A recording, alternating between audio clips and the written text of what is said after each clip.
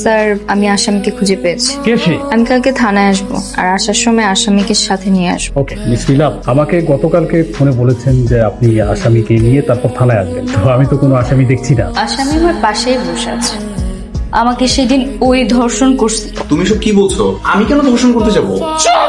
তুই সেদিন আমাকে ধর্ষণ করিস নাই। নীলা পাগলামি করো না। তোর চরিত্র এত খারাপ, আমি তোর মতো ছেলের কেমনে ভালোবাসি বল? এই জানোয়ারটা সেদিন আমার সাথে আমাকে রাস্তায় একা পেয়ে ধর্ষণ করছে। আপনি কিভাবে নিশ্চিত হলেন যে আপনার স্বামী সেদিনকার ধর্ষক? নীলা, আজকে আমার অফিসে মিটিং আছে, লাল রঙের শার্টটা বের করে দাও তো। নীলা, একটু তাড়াতাড়ি আয় না প্লিজ, শপিং এ যেতে হবে। আসছি। সেদিন তুই আমাকে যে শার্টের টুকরাটা দিয়েছিলি, ওই ছেলেটার শার্ট থেকে কি ওইটুকুই ছিটতে পেরেছিলি? হ্যাঁ মনে পড়েছে, ওই ছেলেটার বাম পাশে ব্লু একটা কাটা।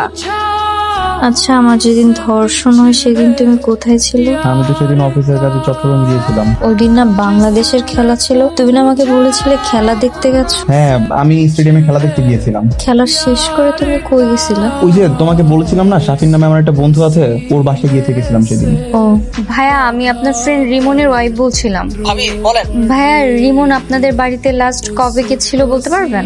আর বললেন না ভাবি, ও তো মহাব্যস্ত, 6 মাস ধরে আমাদের বাসায় আসে না। আচ্ছা ঠিক আছে ভাইয়া, রাখছি তাহলে।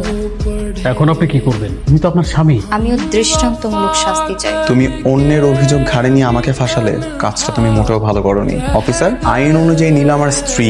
আমি আমার স্ত্রীর সাথে যাই করি না কেন, তার জন্য আমার শাস্তি কিসের? শাস্তি তো হবেই, কারণ তুমি ঘটনা অনুযায়ী আমার সাথে যা করেছো সব বিয়ের আগে, সুতরাং সেটা রেপ। আর তোমার মতো জানোয়ারের তো শাস্তি হতেই হবে। তুমি খুব ভালো করেই জানো তোমার সঙ্গে আমি কিছু করিনি। যা হয়েছে রুনার সাথে হয়েছে। তুমি এরকম ভাবে মিথ্যা প্ররোচনা আমাকে ফাঁসাতে পারবে না। স্যার প্রমাণ পেয়েছেন না? স্যার আসি। আমাকে যে ধর্ষণ করেছিল আজ সে ধরা পড়েছে। প্রত্যেকটা ধর্ষকের বিচার হওয়া উচিত, শাস্তি পাওয়া উচিত, এবং ধর্ষকের শাস্তি সবার আগে ধর্ষিতা চাওয়া উচিত। আমি নীলা, আজ আমি নিজেকে নিয়ে গর্ববোধ করছি, কারণ আমি আমার বিরুদ্ধে অন্যায়ের প্রতিবাদ করতে পেরেছি। তাই আমি নিজেকে নিয়ে আজ গর্বিত। প্রত্যেকটা মেয়ের উচিত নিজের বিরুদ্ধে অন্যায়ের প্রতিবাদ করতে পারা। আমার জন্য আর কত নীলা, এখন আর আমি ভয় পাই না। আসলে সেদিন নীলা ধর্ষণ হয়নি, হয়েছিলাম আমি। লোক, পরিবার, লজ্জা আর এই সমাজের ভয়ে সেদিন আমি কিছুই বলতে পারিনি। কিন্তু আমার হয়ে আমার বান্ধবী নীলা এই যুদ্ধে লড়াই করেছে। কিন্তু এখন আমি নিজের যুদ্ধ নিজেই করব। আমি একজন ধর্ষিতা, আমাকে ধর্ষণ করেছে রিমন। আমার স্বামী একজন ধর্ষক, আর ধর্ষকের বিচার হওয়া উচিত।